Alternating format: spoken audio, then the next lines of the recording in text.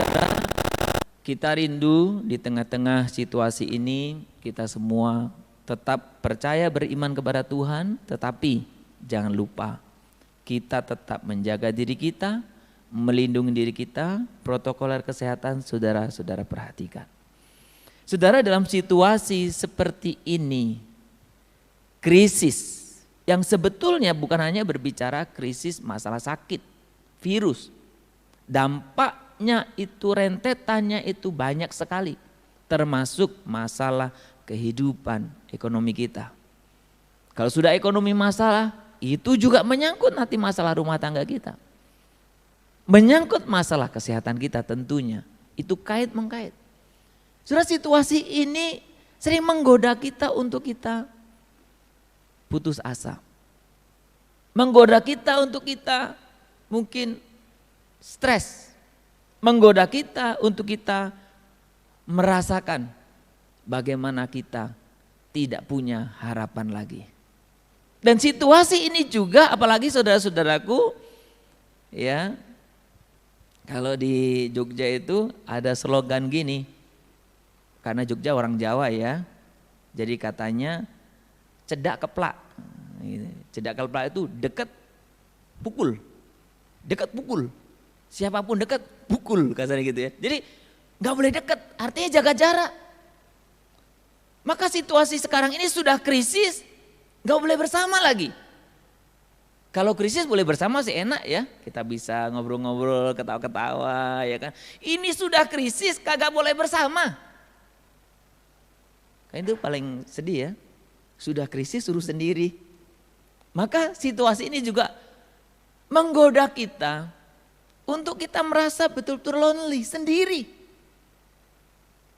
Gak ada teman, termasuk banyak orang yang sulit melihat kehadiran penyertaan Tuhan di dalam hidupnya.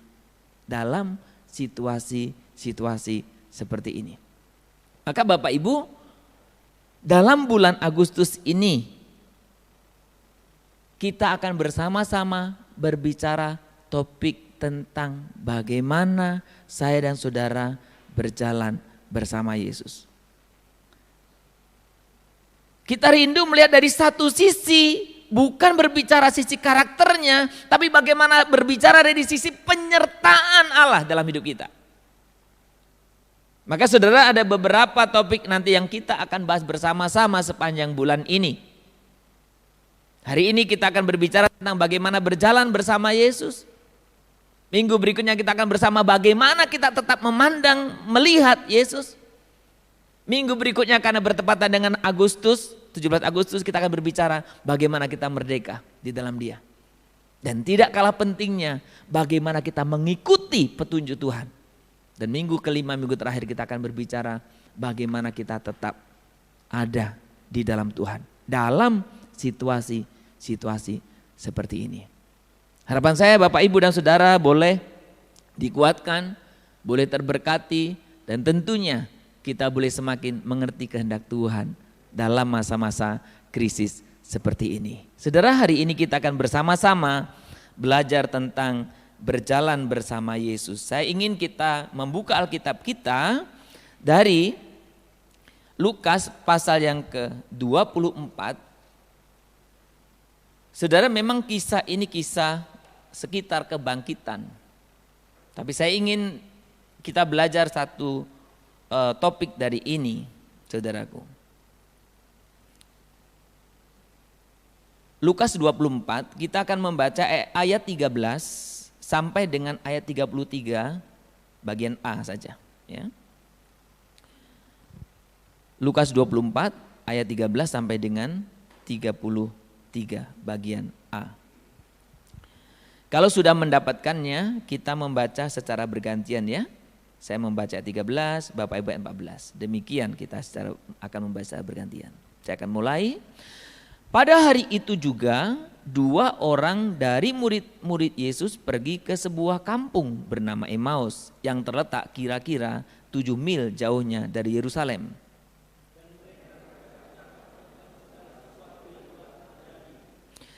Ketika mereka sedang bercakap-cakap dan bertukar pikiran, datanglah Yesus sendiri mendekati mereka, lalu berjalan bersama-sama dengan mereka.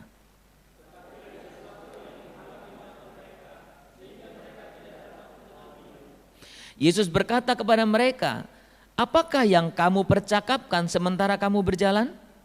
Maka berhentilah mereka dengan muka muram.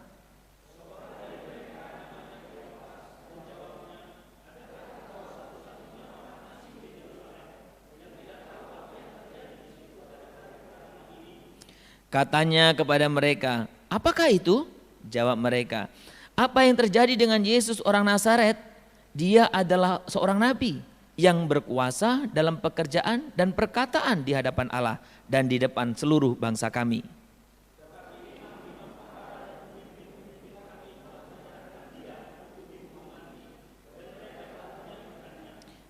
Padahal kami dahulu mengharapkan bahwa dialah yang datang untuk membebaskan bangsa Israel.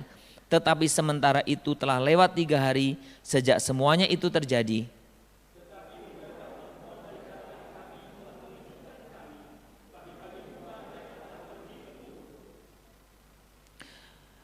Dan tidak menemukan mayatnya. Lalu mereka datang dengan berita bahwa telah kelihatan kepada mereka malaikat-malaikat yang mengatakan bahwa ia hidup.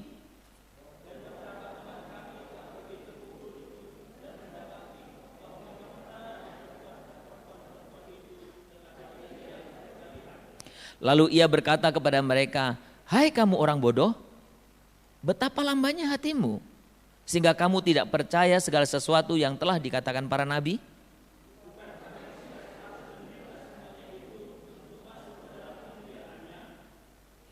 Lalu menjelaskan kepada mereka apa yang tertulis tentang dia dalam seluruh kitab suci, mulai dari kitab Musa, kitab-kitab Musa dan segala kitab nabi-nabi.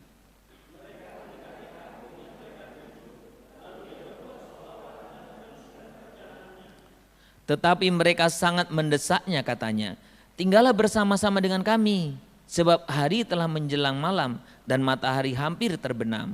Lalu masuklah ia untuk tinggal bersama-sama dengan mereka.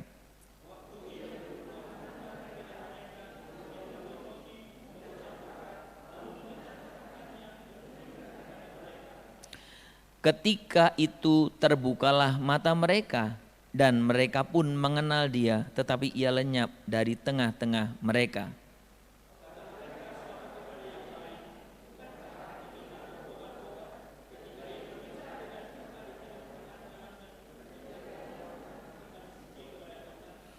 Lalu bangunlah mereka dan terus kembali ke Yerusalem.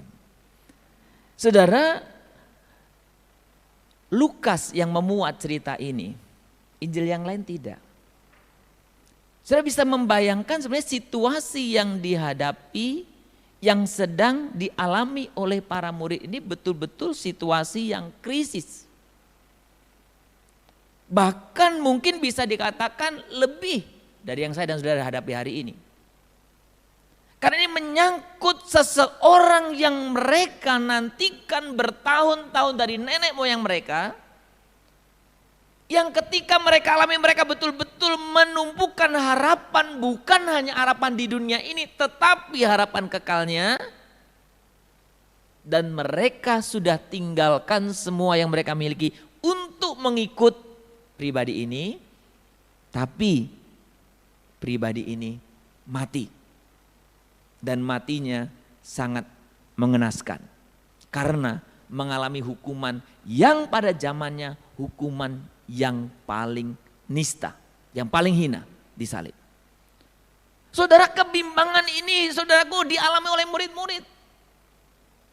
Putus harapan di sanalah, stres di sanalah, takut di sanalah, semua campur aduk. Tapi di tengah-tengah kegelisahan itu muncul berita yang ya mungkin percaya atau tidak, ya entah itu gaungnya kecil atau tidak, tapi ada berita kecil sekali bahwa mayat Yesus tidak ada. Saudara, dalam situasi yang sedang krisis inilah 2 orang murid Yesus ini pergi ke satu tempat. Emmaus namanya, ya 7 mil katanya kira-kira perjalanannya. 7 mil berarti kira-kira kali 1,5 kilo lah, kali 7 berapa itu, sekitar 10 atau 11 kilometer jalan kaki. Ya, jadi kalau sekarang 11 kilometer naik sepeda ya, kalau waktu itu jalan kaki. Ya, jalan kaki, dalam situasi ini jalan kaki ngobrol berdua. Kira-kira seperti itulah ceritanya. Saya tidak akan ceritakan detail, tidak. Karena saya ingin Anda dan saya belajar satu prinsip yang kita akan pelajari hari ini. Saudara, maka saya berani mengatakan bahwa cerita dalam atau kisah dalam Lukas 24 ayat 13 sampai 33 ini menjadi satu contoh bagaimana di tengah krisis, di tengah suasana yang tidak menyenangkan, di tengah kita yang sedang bermasalah, kita itu sulit melihat, merasakan kehadiran Tuhan di tengah-tengah hidup kita. Maka saudara, kalau kita lihat di sana, sebenarnya sangat aneh ya. Kenapa murid-murid yang sudah bertahun loh bersama Yesus, Yesus ada di tengah-tengah mereka nggak sadar. Ya, sekali lagi, Lukas 24, 13 sampai 33 atau 35 ya yang itu ya. Menjadi satu contoh betapa orang sulit merasakan kehadiran atau penyertaan Tuhan dalam hidupnya ketika dia mengalami atau mereka mengalami krisis, saudaraku. Jadi hari ini, saudara, karena di dalam masa new normal ini khotbah pun harus diperpendek, jadi saya selalu kalau sudah perhatikan 2 poin belakangan ini. Biasanya 3, tapi 2. Tapi 2, 3, 6 jadinya. Enggak 2 saja, ya kan. Saudara, pertanyaan pertama saudaraku, mengapa orang atau kita tidak bisa merasakan Yesus bersama-sama kita? Saudara, saya hanya ingin belajar itu dari cerita tadi, kisah tadi. Mengapa sih murid-murid kok bisa nggak ngerti Yesus ada di sana? Murid-murid yang selama ini bersama-sama kok nggak ngerti? Taruhlah itu gelap, taruhlah itu bagaimana lah ya. Bapak Ibu sudah minimal hampir 1 tahun kan bersama-sama saya, sekalipun tidak setiap hari. Umpamanya Bapak Ibu sedang ngobrol, kemudian tiba-tiba saya datang. Hai Abraham. Apakah Abraham nggak ngerti bahwa itu Sumardi? Ya. Kalau nggak ngerti berarti nggak pernah dengar suara saya, nggak pernah dengar khotbah saya, ya kan? Ngerti dong pasti logikanya, tapi ini tidak ngerti. Taruhlah itu gelap, masa nggak tahu suaranya? Taruhlah dia nggak bersuara, masa nggak tahu gayanya? Kita gaya orang pun tahu kita, ya. Yang lebih kadang-kadang aroma pun tahu kita. Oh ini yang dekat Sumardi ini bau, wah, langsung tahu dia. Ada loh saudara, aroma orang pun kita tahu. Nah ini nggak ngerti, aneh bukan? Nah tapi saudara, dari bagian pertama ini saya ingin mengajarkan satu prinsip yang sangat penting. Ya, sebelum kita melihat mengapanya, kita akan melihat saudaraku, ide gagasan hadir bersama dengan kita itu dimiliki oleh Tuhan Yesus. Ayat yang ke-15 dikatakan gini, karena mereka ketika mereka sedang bercakap-cakap dan bertukar pikiran, siapa yang punya inisiatif? Datanglah Yesus sendiri mendekati mereka. Saudara, ini kabar baik sebetulnya bagi kita. Kenapa? Karena sebenarnya Tuhan Yesus yang punya inisiatif menyapa Anda. Tuhan Yesus yang punya inisiatif untuk datang menjumpai Anda. Ini sebetulnya satu prinsip yang sangat berbeda dengan agama. Saudara, agama mengajarkan prinsip manusia mencari Allah. Perhatikan baik. Agama mengajarkan prinsip manusia mencari Allah. Ya, saya suka tanya, mana kalau kita mencari Allah gampang atau susah? Anda mencari presiden gampang atau susah? Ya mungkin gampang Pak, tinggal di istana. Iya, istananya kau tahu, bisa nggak ke sana? Ya. Saya dan Anda Cari yang lebih tinggi itu lebih susah. Dan perhatikan, semua agama, termasuk agama Kristen, kalau Anda tidak hati-hati, terjebak kepada manusia mencari Tuhan. Tapi saudaraku, hari ini kebenaran dan berita baiknya buat kita. Kekristenan mengajarkan terbalik. Bukan manusia yang mencari Tuhan, tapi Tuhan yang mencari manusia. Dan dalam kisah ini pun Yesus yang punya inisiatif datang menjumpai murid itu. Saudaraku, maka ketika kita lihat bersama-sama, Tuhan Yesus yang berinisiatif menjumpai murid itu dan berjalan bersama-sama.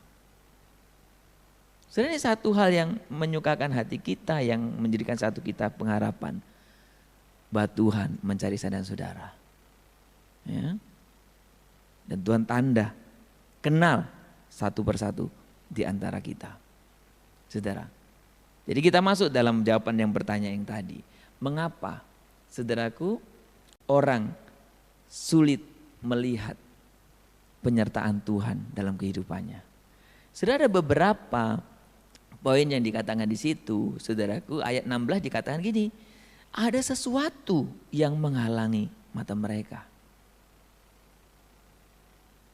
Apa itu yang menghalangi? Wah, kalau kita baca buku tafsiran kayaknya sudah malam, gelap. Udah saya bilang tadi, kayak apa sih gelapnya? Ya, umpamanya tiba-tiba saya ke rumah gelap, masa istri saya nggak tahu saya? Ya, kalau dia nggak tahu, memang pura-pura nggak tahu, ya kan? Nggak mungkin lah, ya. Dari cara jalannya udah tahu, gruk-gruk, Sumardi datang nih pasti, ya, tahu lah. Ada yang menghalangi. Saudaraku, disebutkan ayat yang ke-17 sampai 24 lebih detail lagi. Jadi kalau saya membaca secara teliti, menghalangi ini bukan hanya berbicara gelap, tapi bisa lebih kepada keadaan, situasi, kondisi dalam hatimu. Saudara pernah ngobrol dengan orang kemudian waktu kemudian tanya, kamu kemarin kok gak datang ke gereja? Padahal ngobrol. Saudara pernah salam dengan seseorang, kemudian lain waktu tanya, kamu kemarin sombong sih gak salam saya? Atau saya sudah salah terus ngobrol sikit-sikit kemudian tanya, kamu kemarin gak datang ke gereja loh? Atau pertemuan apa? Saudara, saya sering mengalami itu. Saya sudah salam, ajak ngobrol, kemudian tanya, kemarin kok gak ini sih? Sombong kali katanya. Udah ngobrol. Tapi cerita ini bisa memberikan gambaran kita. Bahwa ketika ada sesuatu dalam diri kita, kadang pun kita tidak melihat siapa yang kita salam, siapa yang kita ajak ngobrol.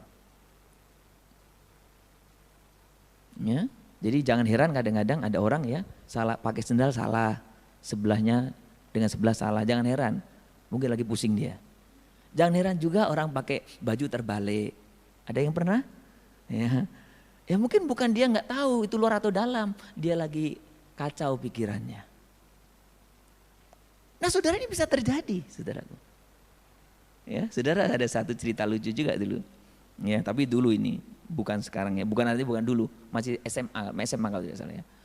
Saudara, saya ketakutannya, saya itu pernah masuk ruangan, ini cerita anak-anak muda ya, cerita masuk ruangan sekolah, saya tanpa sadar saya itu menggandeng seorang perempuan. Langsung wow Pak Manjitan ya. Saya menggandeng seorang perempuan, saya nggak sadar loh. Sadarnya kapan? Ketika semua satu kelas nyorakin saya, lepas ya. Saya tidak tahu ini cewek kok diem juga, saya pikir kan harusnya kan dia ini dongeng kita ngapain pegang-pegang ya. Itu karena nggak sadar ya. Ya tapi jangan nanti pura-pura nggak sadar, nggak ada cewek bawa ke rumah, itu sadar banget kalau itu. Ya jangan sampai itu nanti pikir saya nggak sadar mah, enggak, itu sadar kalau itu, saudaraku. Saudara, karena kalau saudara membaca ayat berikutnya itu dikatakan apa? Ayat 17 sampai 24, mereka kecewa. Mereka mukanya muram.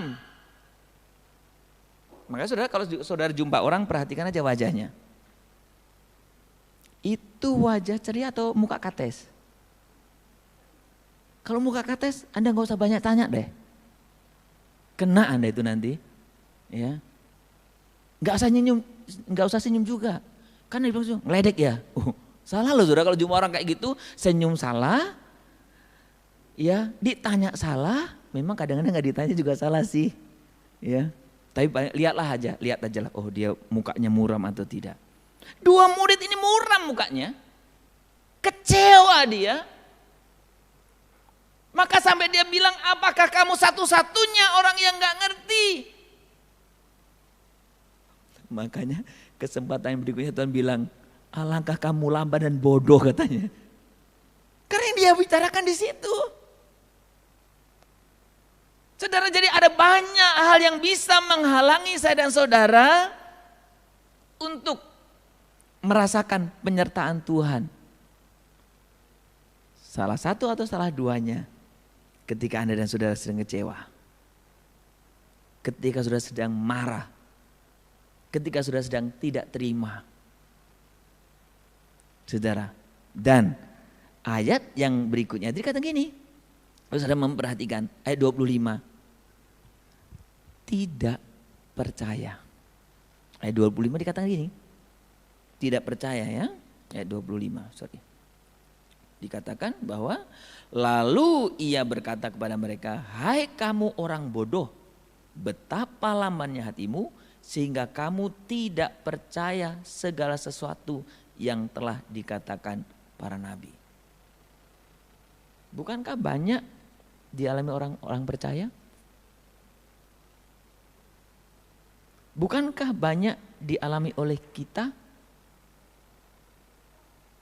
Yesus luar biasa, ya amin. Yesus gak pernah meninggalkan kita, ya amin. Ya amin aja di gereja besar. Tapi apakah Anda benar percaya ketika menghadapi krisis itu? Percaya bahwa Tuhan Yesus menolong Anda, ada di antara Anda, melihat situasi Anda. Murid-murid yang bersama-sama, tetapi dia tidak percaya. Sudah ini penghalang besar bagi saya dan saudara.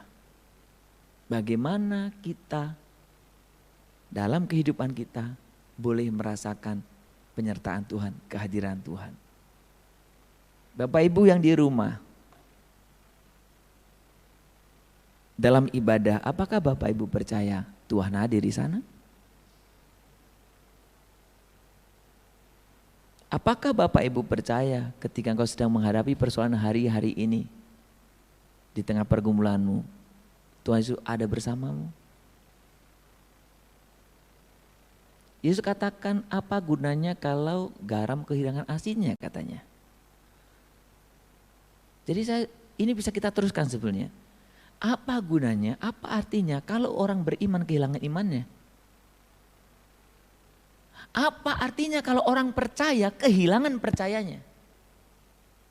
Betul kan? Sumardi, kamu orang percaya tapi hilang percayanya. Berarti orang apa? Orang titik-titik. Orang percayanya hilang.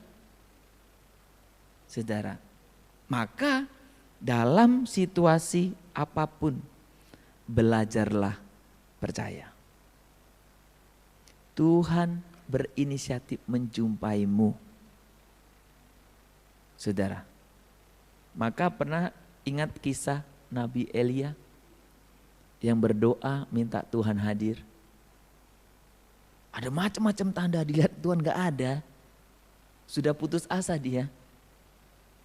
Tuhan datangnya kapan? Katanya, waktu angin sepoi-sepoi. Ada. Saudara, ingatlah belajar untuk kita percaya. Sekalipun mungkin ada kekecewaan di dalam diri saya dan saudara. Yang kedua, saudara, apa bukti kalau saya dan saudara sekarang sedang berjalan bersama Yesus? Saudara memperhatikan, ya, bagian pertama, bagaimana kita sulit. Saudara menempatkan coba gambar-gambar yang saya suka pilih. Kita, Yesus bersama kita, tapi kita nggak ngerti ya, cuek ya. Tapi gambar berikut ini, saya sengaja pilih gambar yang ada ngerti anak ini, Yesus hadir. Nah pertanyaan kita, apa buktinya? Saudara, kalau kita melihat dari cerita tadi, kisah tadi saudaraku, ada beberapa ayat mengatakan begini, ayat 31 dikatakan gini, terbukalah mata mereka. Kalau tadi ada yang menutup mata mereka, sekarang terbuka, sadar, ngeh Tuhan itu ada bersama-sama mereka. Setelah mungkin Tuhan marah ya. Memang kalau waktunya cukup itu kita nyanyikan setelah Tuhan memecah-mecahkan roti, setelah menceritakan, menjelaskan tentang Alkitab ya, baru terbukalah mata mereka. Ayat yang ke 32 dan 33 dikatakan itu, mereka mengalami perubahan. Tadi bagaimana? Mukanya muram tadinya, kecewa. Tapi ketika mereka sadar, oh ini Tuhan Yesus ada di tengah-tengah kami. Apa yang terjadi? Bukankah tadi kita, hati kita berkobar-kobar? Saudara, perbedaan besar bukan? Orang yang tidak menyadari, tidak percaya Yesus bersamanya, sedih terus, murung terus. Ya. Maka ada satu cerita, istri Martin Luther, istri Martin Luther suatu kali dia pakai baju bekabung. Martin Luther heran, siapa yang mati? Kata Martin Luther. Siapa yang mati? Saya nggak dengar ada yang mati, kata Martin Luther. Lalu istrinya bilang apa? Bukannya Tuhanmu mati? Hah, kaget Martin Luther. Kenapa kamu bilang gitu, Tuhanku mati? Karena saya lihat kamu dari waktu ke waktu sedih, murung. Sekarang kadang di rumah duka pun tertawa-tertawa ya. Jadi di rumah duka aja tertawa, bagaimana kalau Tuhannya hidup? Harusnya lebih sukacita. Jadi berkobar-kobar saudaraku. Ya. Jadi kita yang menyadari Tuhan bersama-sama dengan kita, punya semangat yang berkobar-kobar sekalipun. Saudara, situasi sulit. Minggu ini saya hendak membaca satu buku yang lama saya sudah baca dulu. Karena saya menghadapi beberapa orang-orang yang juga saya ingin kuatkan saudaraku. Satu buku yang judulnya Jangan Menyerah. Ini lama saya dapat buku itu, saya lupa tahun berapa. Tapi saya udah berkali-kali baca buku ini. Buku ini isinya adalah tentang seorang pilot yang membawa misionaris.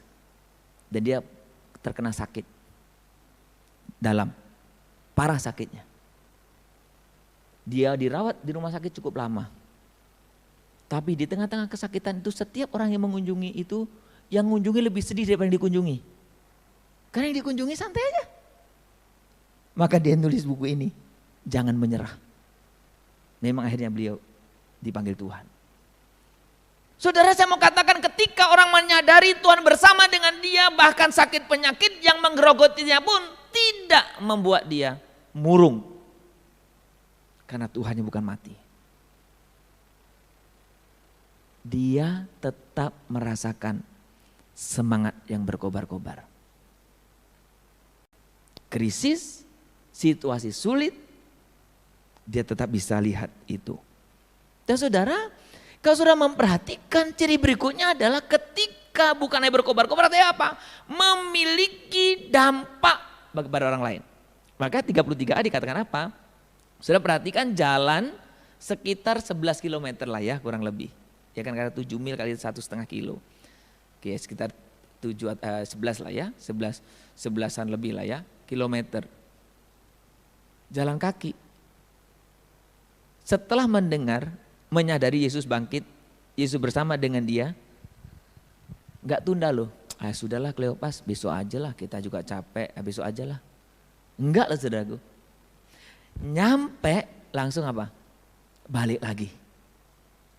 Itu ciri semangat yang mula-mula.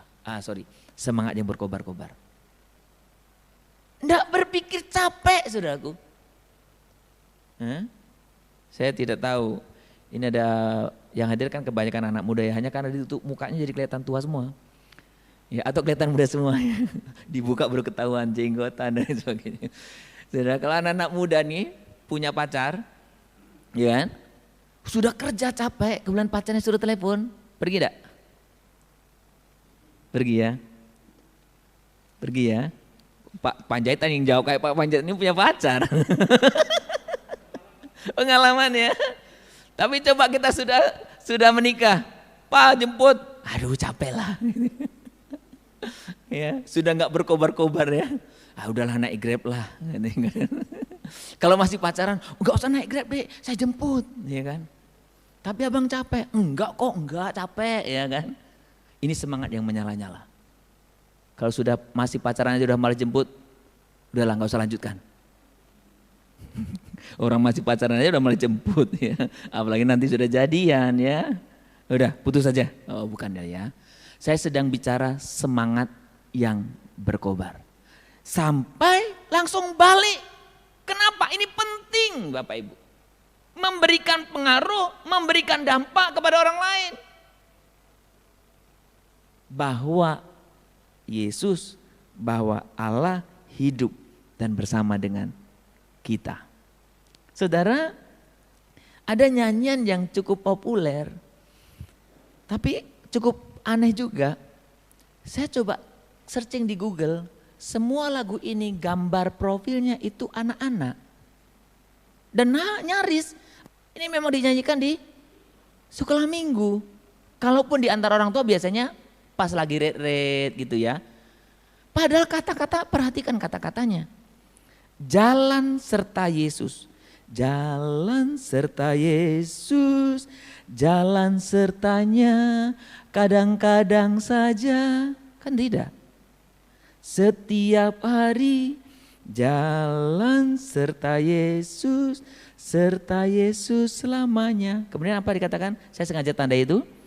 Jalan dalam suka, jalan dalam duka, jalan sertanya setiap hari. Tapi sayang kita jarang nyanyikan. Anak-anak yang nyanyikannya. Maka ketika kita sudah dewasa, kita tidak pernah rasakan itu jadinya, sepertinya. Jadi pada saudara, pada waktu kita mengalami kesulitan, nyanyikan lagu ini. Kita sendiri, jalan serta Yesus, gak pernah sendiri. Jalan sertanya setiap hari. Dalam situasi duka, situasi suka. Ya, Tuhan bersama kita. Saudara, ada seorang yang bernama Frank Laubach. Ini seorang misionaris sebetulnya. Dia bergumul bagaimana bisa mengalami hal yang nyata. Bahwa dia bisa mengalami atau ya merasakan bahwa Tuhan bersama kita. Bersama dirinya. Dia bergumul dan akhirnya memutuskan untuk dia membuat satu komitmen menulis jurnal harian tentang bagaimana pengalamannya bersama Yesus. Jadi dia tidak tulis yang lain, pengalamannya bersama Yesus. Saudara, Frank Laubach ini cukup terkenal ketika kita berbicara tentang bicara spiritualitas, bagaimana hubungan intimasi dengan Tuhan dan sebagainya. Saudara, karena ini terus dilakukan setiap hari sampai Frank Laubach ini benar-benar merasakan Yesus itu hidup dan selalu bersama dengan dia. Ya. Jadi dia seorang pendeta memang ketika berkhotbah kadang-kadang tangannya seperti ini. Kadang seperti ini, udah lihat sebentar. Saudara, orang yang memperhatikan dia, ngapain itu Pak Frank Laubach? Kok seperti itu? Sampai suatu ketika ditanya, Pak Frank Laubach, kenapa Pak Pendeta kalau khotbah selalu pegang gini dan lihat-lihat ke atas? Dia bilang, karena saya pegang tangan Tuhan dan saya sedang lihat wajahnya. Saudara, Tuhan hadir bersama Anda. Apa ekspresi Anda?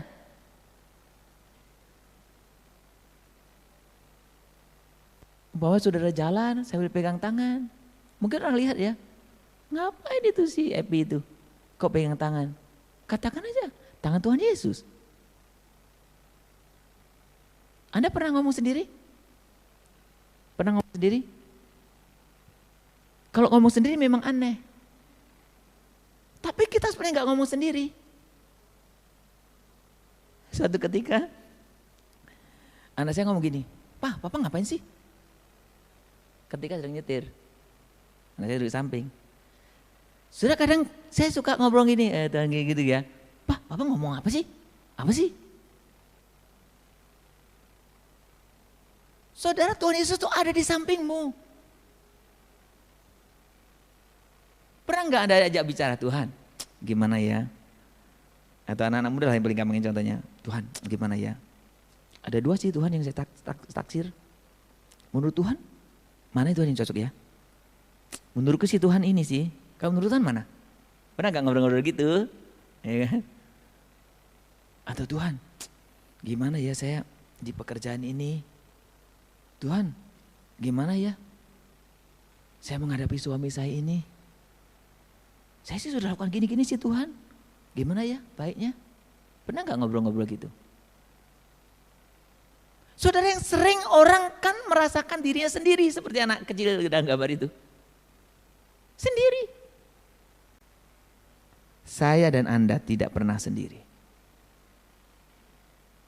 Maka memang dunia kalau boleh ngomong, kamu ngomong sendiri berarti gila. Betul kalau ngomong sendiri.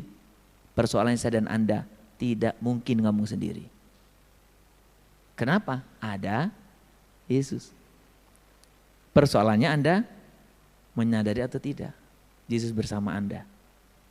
Ya, dalam situasi sulit, dalam situasi sendiri. Jadi Anda nggak pernah sendiri.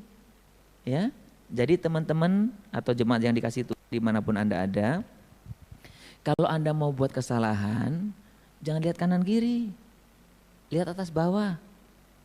Harus ingat itu. Kan Anda nggak pernah sendiri. Nggak usah lihat, ada kamera tidak ya? Nggak perlu. Anda gak pernah sendiri, dimanapun Anda. Saudara, pengalaman pribadi Anda bersama Yesus perlu Anda alami secara nyata.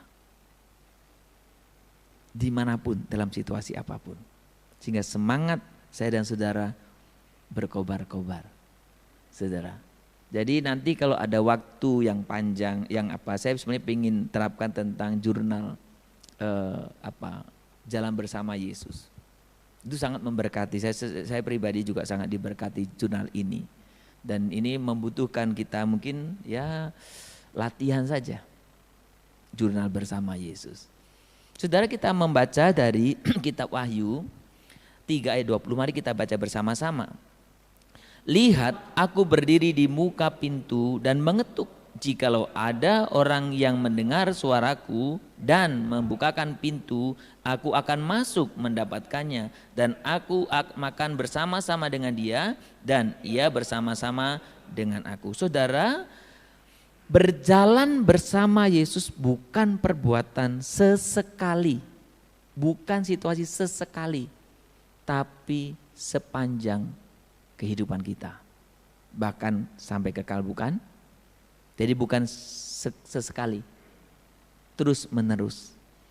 Saudara, gambar ini kan gambar populer ya. Ketika kita melihat gambar Tuhan Yesus mengetuk pintu. Saudara, kitab Wahyu ini kalau kita baca sederhana, lihat, aku berdiri di muka pintu dan mengetuk. Saya memang dulu suka berpikir ya, Tuhan kok apa nggak bisa buka sendiri sih gitu ya.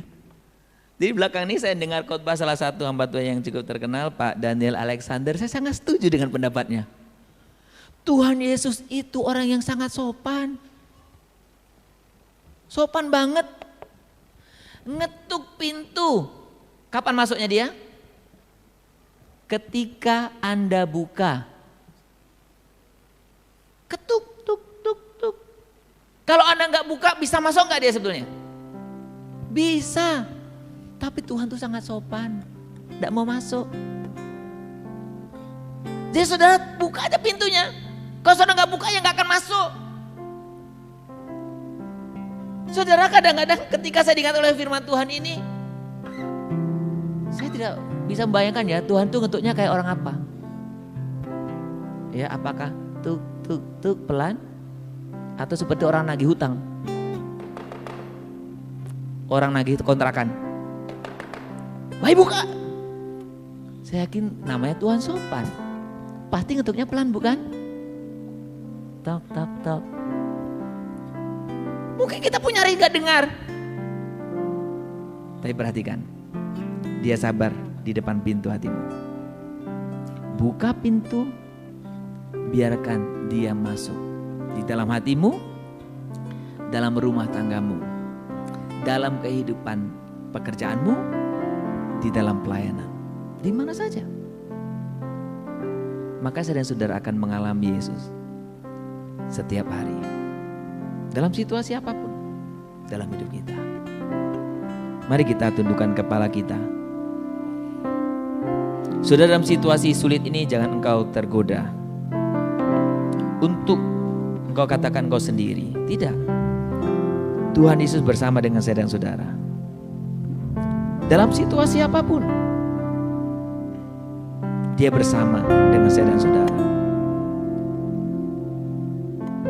Mari Bapak Ibu yang di gereja ini maupun yang di rumah, kita mau bersama-sama angkat pujian ini. Biarlah ini menjadi pengungkapan iman kita.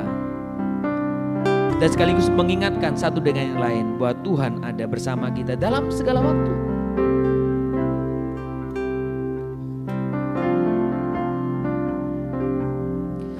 Engkau ada bersamaku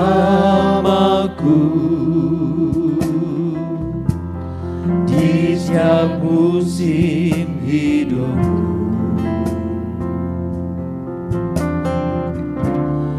Tak pernah kau biarkan ku sendiri. Amin. Kekuatan di hidupku ya Tuhan. Kekuatan di jiwaku adalah bersamamu.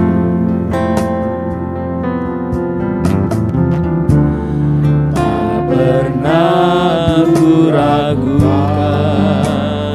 kasih-Mu. Dengan penuh iman katakan bersamamu Bapa.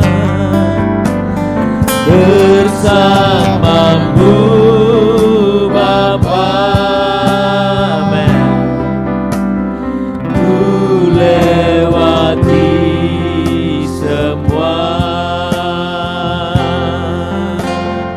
perkenananmu yang teguhkan hatiku. Engkau yang bertindak, Engkau yang bertindak, memberi pertolongan.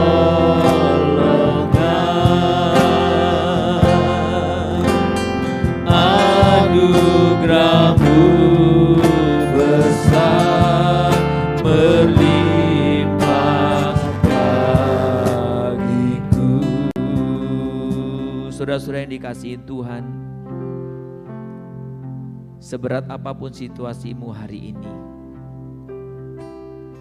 di tengah-tengah kita semua mengalami krisis yang sama, tetapi mungkin dampaknya berbeda-beda bagi kita. Tapi biarkan firman Tuhan hari ini boleh menguatkanmu, mengingatkanmu, engkau tidak sendiri. Tuhan berinisiatif datang menjumpaimu. Dia berdiri depan pintu, mengetuk pintu hatimu. Buka, biarkan dia berkuasa atas hidupmu. Dan kau boleh menjalani kehidupan ini bersama dia.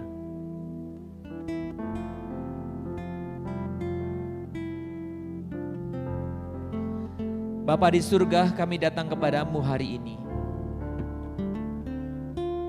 Ampuni kami kalau kami sering mengabaikan Engkau. Ampuni kami kalau kami juga sering sombong. Kami merasa kami menghadapi segala sesuatu sendiri, padahal Tuhan bersama kami setiap hari. Ampuni kami ya Tuhan kalau kami sering mengabaikan Engkau ketika kami senang. Kami sering menyalahkan Engkau ketika kami susah. Biarkan kebenaran firman hari ini boleh menyadarkan kami, Tuhan bersama dengan kami.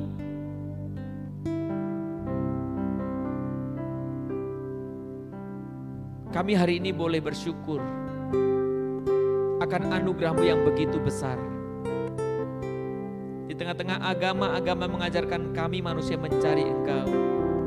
Tapi kebenaran hari ini mengingatkan kami betapa Tuhan yang mencari kami. Tuhan terima kasih.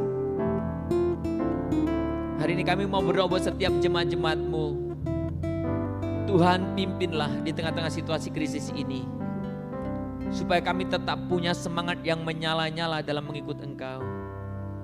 Supaya kami tetap boleh merasakan akan kuasa penyertaan-Mu dalam hidup kami. Sehingga kami menjadi pribadi-pribadi yang setia, berpegang teguh senantiasa akan kehendak firman Tuhan. Kami tidak bisa mengandalkan manusia, kami tidak bisa mengandalkan apapun di sekeliling kami, tapi kami boleh mengandalkan Engkau saja. Kami berdoa, kami memberkati buat bangsa negara kami, buat pemimpin bangsa kami. Tuhan pakai mereka untuk mereka juga Tuhan boleh mengelola apa yang Tuhan percayakan kepada mereka. Biarkan keadilan-Mu dinyatakan, kebenaran-Mu dinyatakan melalui kebenaran umum yang sudah ada. Kami juga terus berdoa supaya kami bangsa ini, masyarakat umumnya boleh menjadi masyarakat yang bisa diatur, yang taat, yang tertib, yang disiplin. Sehingga kami semua masing-masing berperan untuk menghadapi krisis ini. Kami berdoa untuk pengusaha yang juga mengalami kesulitan. Kami juga berdoa untuk karyawan-karyawan yang bahkan mungkin sudah dirumahkan dan diputus hubungan kerjanya. Tuhan, biarkan dalam situasi ini, Tuhan izinkan kami boleh menemukan jalan keluar. Pimpin kami, jangan biarkan situasi yang sulit ini membuat kami, Tuhan, melupakan Tuhan dan kehendak-Nya. Berkati juga untuk setiap jemaat GMI Jakarta Pusat. Engkau yang memeliharakan kehidupan mereka. Engkau yang memberikan kepada mereka pengharapan. Bahkan di antara kami, biarkan kami juga boleh saling menopang apa yang boleh kami lakukan satu dengan lain. Rekan-rekan kami yang bergumul untuk kesehatannya, sakit penyakitnya, Tuhan biarkan dalam situasi sulit pun rekan-rekan kami boleh merasakan Engkau bersamanya. Terima kasih Tuhan untuk firman-Mu, untuk kasih dan penyertaan-Mu.